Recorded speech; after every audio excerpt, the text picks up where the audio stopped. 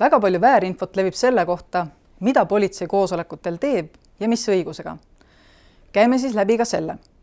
Kuna koosolekul ei ole väidetavalt korraldajat ega korrapidajaid, siis on politsei pidanud ise võtma inimeste suunaja rolli, et hajutatuse nõudest kinni peetaks. Ehk politsei esmane ülesanne on inimestega suhelda ja piiranguid selgitada ja suunata neid kümnestesse hajutatud gruppidesse. Samuti jälgime avalikku korda ja koosoleku pidamise nõuetest kinnipidamist. Praeguseni on politsei alustanud 10 väärteomenetlust.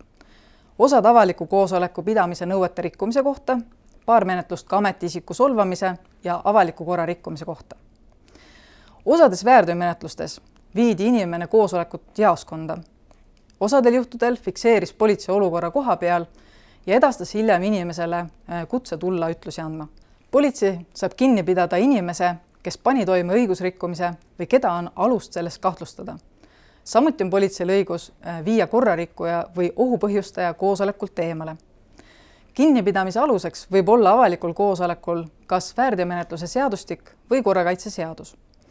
Väärteomenetluse seadustiku paragrahv 44 kohaselt saab politsei inimese kinni pidada, kui on oht, et ta rikkumist jätkab. Korrakaitseseadus annab õiguse koosolekult eemaldada ehk ära viia inimese, kes teisi osalejaid segab, solvab, tekitab olukordi, mis võivad minna vägivaldseks. Kui on alust arvata, et keegi on toime pannud kuriteo, siis tema kinnipidamise aluseks on kriminaalmenetluse seadustiku paragrahv 217. Nii väärteo kui kuriteo tõttu kinni peetud inimest on politseil õigus kinni pidada kuni 48 tundi.